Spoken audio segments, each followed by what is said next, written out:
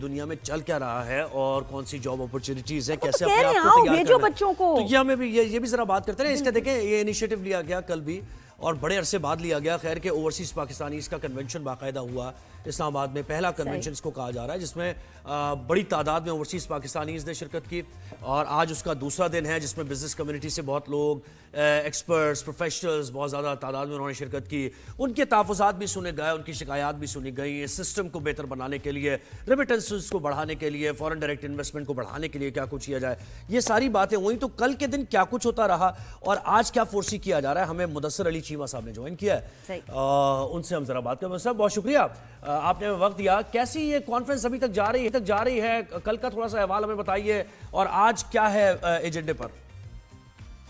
جی السلام علیکم جی, بہت شکریہ.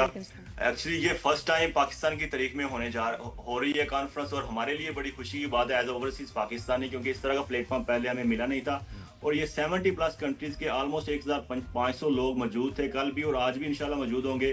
کل اسپیکر نیشنل اسمبلی ہیڈ کر رہے تھے اور کافی اچھی اسپیچز ہمیں سننے کو ملی, اور مسائل کے حل کی طرف سوچا گیا کہ کس طرح حل کیا جائے, اور جو ہمارے اوورسیز پاکستانی ہیں جن کے مسائل ہیں ان کو حل کر کے ان کے جو تحفظات ہیں ختم ہوں گے تو پاکستان کی طرف ریمیٹنس بھی بڑھے گی. جو کہ آپ نے دیکھا کہ مارچ کے مہینے میں 4.2 بلین جو پاکستان کی تاریخ میں اتنی ریمیٹنس پہلے نہیں آئی. یہ چیزیں تو بہت بہتر ہو رہی ہیں. مثلا پاکستان کے اوپر اعتماد بھی بڑھ رہا ہے. جو چھوٹے مسائل ہیں اوورسیز پاکستانی کے, یہ اگر پاکستان کی گورنمنٹ حل کر لیتی ہے تو یقین جانتے کہ پاکستان کی طرف ہم کوشش کرتے ہیں کہ باہر کے جو انویسٹر ہیں جیسے کہ کیا مسائل مجھے تھوڑا سا ہائی لائٹ کریں گے آپ, پتہ بھی ہو نا ہمیں. بالکل جی مسائل اس طرح کے ہیں جی, آپ ایئرپورٹ پہ آئے, وائی فائی کی سہولت موجود ہو, موبائل پہ جو پی ٹی اے ٹیکس وغیرہ ہے اس کو ریڈیوس کیا جائے, اور اس کے علاوہ امیگریشن کی سہولیات. آج کل آپ کو پتا ہے کہ آپ ٹریول کرتے ہیں تو آٹو امیگریشن ہے. پاکستان میں ابھی بھی وہ مینول سسٹم چل رہا ہے اور لمبی لائنیں لگ جاتی ہیں اور انتظار کرنا پڑتا ہے.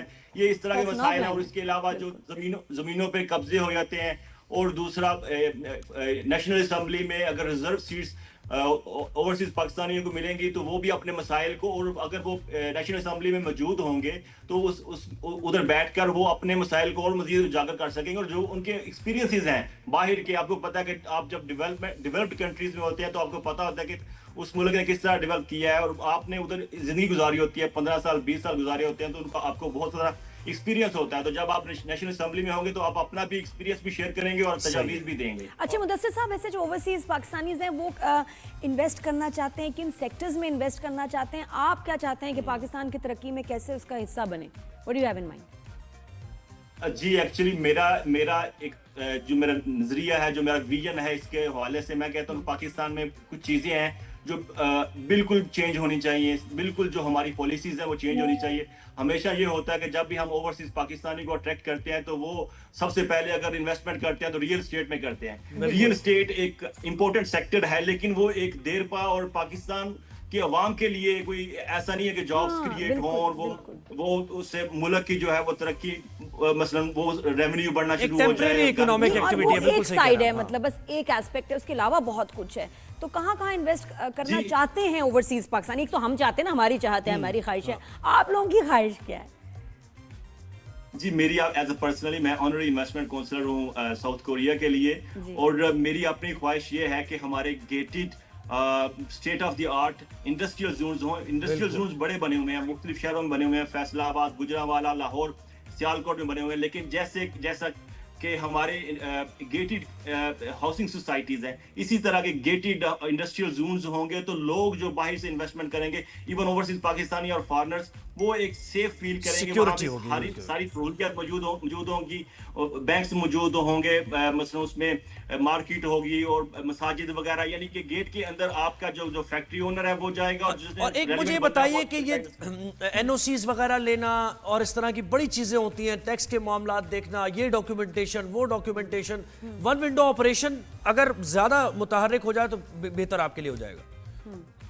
جی جو مین چیز ہے, جو جہاں پہ زیادہ رش ہے, جیسے سعودی عربیہ ہے, انگلینڈ ہے, امریکہ میں جہاں پہ زیادہ کمیونٹیز ہیں, وہاں پہ ایمبیسی میں جا کے اتنا رش لگ جاتا ہے. آج کل تو آئی ٹی کا دور ہے, اور گھر بیٹھے لوگ اپنا آئی ڈی بھی बनवा सकते हैं, पासपोर्ट भी बनवा सकते हैं, और उसके अलावा अटेस्टेशन भी, इसके लिए एम्बेसी में जाने की जरूरत नहीं है। कल भी इस मसले को हाईलाइट किया गया कि अभी मेन जो 3-4 अदारे हैं, जैसे मिनिस्ट्री ऑफ कॉमर्स है, नादरा है, उसके अलावा मिनिस्ट्री ऑफ ओवरसीज है, मिनिस्ट्री ऑफ फॉरेन ऑफिस है, इनका एक ही प्लेटफॉर्म, एक ही एक अदारा बना के जहाँ पे एक ही जगह पे जितने मसाइल हैं ओवरसीज के वहाँ पे हल किए जाए, ताकि वो जब एम्बेसी में जाते हैं तो वो कहते हैं जी हमने नादरा को भेज दिया, वहाँ से जवाब आएगा तो फिर आपको बताएंगे। अगर एक ही जगह पे वो सारा एक प्लेटफॉर्म बन जाएगा, अदारा बन जाएगा, तो वो जो मसाइल हैं वो जल्दी हल हो जाएंगे और ओवरसीज पाकिस्तानी इससे खुश हो जाएंगे। अच्छा, लेकिन मैं आपको बताऊं, ये एक थोड़ी सी रिक्वेस्ट भी है, डॉक्टर्स का जो शोबा है ना बाहर का, जो हमारे पाकिस्तानी बाहर, उन्होंने तो वाकई पाकिस्तान में कंट्रीब्यूट किया है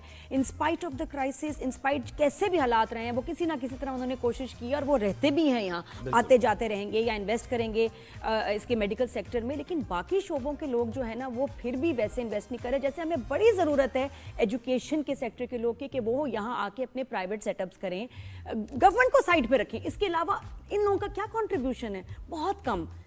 तो और एक और चीज़ मैं आपको बताऊं सर, ये आप प्लीज़ जाके बाहर के पाकिस्तानियों को बताएं, इनके जो जहनों में एक इमेज है ऑफ पाकिस्तान, जो डर है, जो खौफ है, प्लीज़ उसको ज़रा रियलाइज़ कराएं कि वो इतना नहीं है जितना वो समझते हैं, जितने खौफजदा वो हैं, जितना उनको एक पिक्चर है ओ माय गॉड पाकिस्तान में ये हो रहा, हम भी रह रहे हैं, और जितना इस वक्त बुरा हाल क्राइम और मुसलमानों के लिए दूसरे ममालिक में है, मुझे लग रहा है शायद Pakistan is a more safer place right. Social media के इस्तेमाल में ये प्लीज ये आप उनकी काउंसलिंग करें, फैमिलीज को बताएं प्लीज, बाहर दुनिया भर में जहां जो रह रहे हैं पाकिस्तानी, प्लीज बताएं कि पिक्चर डिफरेंट है।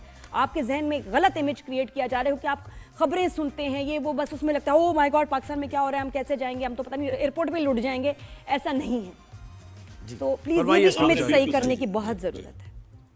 जी आपने बिल्कुल सही कहा है। एक्चुअली मसला ये है कि जो लोग बाहर बैठे हुए हैं वो एक तो सोशल मीडिया का गलत इस्तेमाल करते हैं, और सारे लोग नहीं है, सब लोग एक सिमत पे नहीं चल रहे। बहुत सारे लोग हैं जो स्टेट को पसंद करते हैं, स्टेट की पॉलिसीज को पसंद करते हैं, उनका दिल करता है कि पाकिस्तान तरक्की करे, पाकिस्तान डेवलप करे। जब पाकिस्तान डेवलप होता है होगा, तरक्की करेगा, तो एक कॉन्फिडेंस लेवल जो हर एक पाकिस्तानी का वो ऊपर जाएगा। आप भी सर उठा के चल सकेंगे ना, बिल्कुल ऐसा ही है जिस मुल्क को आप रिप्रेजेंट करें। मुदस्सिर साहब बहुत शुक्रिया आपने हमें वक्त दिया। मैं कहती हूँ बहुत अच्छी जिंदगी है, तो मैं उसमें चिढ़ भी जाती हूँ जब कभी मैं कुछ लोगों से मिलती हूँ जिस तरह वो बात करते हैं, कहती हूँ एक्सक्यूज मी, आप किस बबल में रह रहे हो यार, ऐसा नहीं है।